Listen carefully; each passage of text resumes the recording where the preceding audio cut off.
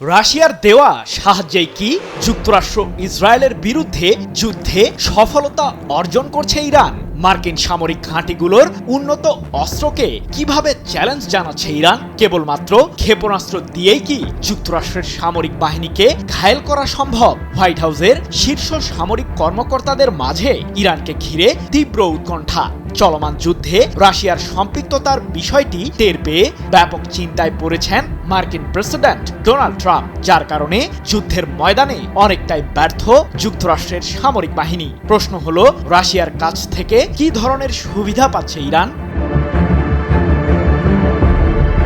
ইসরায়েলের সহায়তা, মধ্যপ্রাচ্যে দুইটি বিমানবাহী রণতরী মোতায়েন ও অঞ্চলটিতে থাকা যুক্তরাষ্ট্রের সামরিক ঘাঁটিগুলোর সাহায্যেই ইরানকে দমানোর জোরদার প্রস্তুতি নিয়েছিলেন মার্কিন প্রেসিডেন্ট ডোনাল্ড ট্রাম্প। ইসরায়েলের সামরিক বাহিনীর সাথে মার্কিন কেন্দ্রীয় কমান্ড সম্মিলিতভাবে ইরানে হামলা চালিয়ে দেশটির সর্বোচ্চ ধর্মীয় নেতা আয়াতুল্লাহ আলী খামেনিকে হত্যা করে। কিন্তু এত পরিমাণে আগ্রাসনের শিকার হওয়ার পরও সফলতার মাপকাঠিতে যেন ইরানই এগিয়ে। তবে কিভাবে এই অসাধ্য সাধন করছে তেহরান?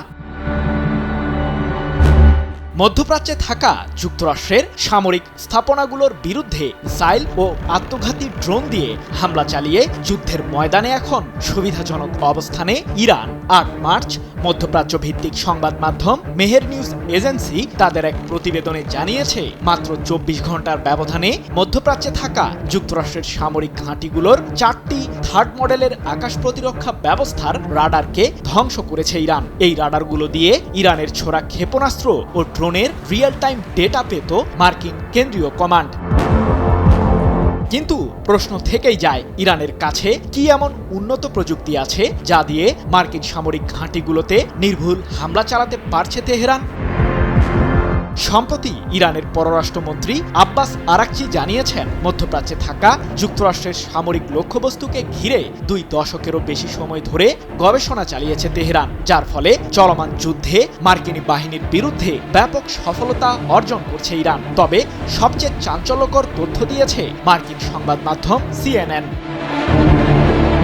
পারস্য উপসাগরীয় অঞ্চলে যুক্তরাষ্ট্রের সামরিক লক্ষ্যবস্তু সম্পর্কে ইরানকে গোয়েন্দা তথ্য দিয়ে সহায়তা করছে রাশিয়া, এমন দাবি মার্কিন সংবাদ মাধ্যমটির। আর এক্ষেত্রে মস্কো ব্যবহার করছে অত্যাধুনিক ওভারহেড স্যাটেলাইট প্রযুক্তি, যার সাহায্যে মার্কিন সেনা বিমানবাহী রণতরী ও সেগুলোর গতিবিধির পুঙ্খানুপুঙ্খ তথ্য ইরানের কাছে সরবরাহ করছে রাশিয়া। কি বুঝলেন ভাই? অনলি জেডাই চাই। তবে গোয়েন্দা তথ্য সরবরাহের বিনিময়ে ইরানের কাছ থেকে কি ধরনের সুবিধা আদায় করছে রাশিয়া?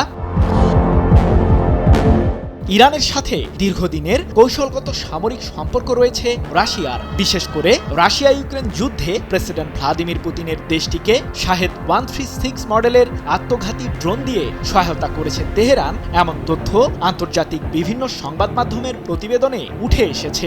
এছাড়াও রাশিয়ার সাথে ২০২৫ সালের শুরুতে ২০ বছর মেয়াদী একটি কৌশলগত সামরিক ও প্রতিরক্ষা চুক্তি করেছে ইরান। তাই তো বিশ্লেষকদের ধারণা, ট্রাম্পের অগোচরেই ইরানের সামরিক খাত উন্নত করছে রাশিয়া। সৃজন মাহমুদ, নিউজ 24।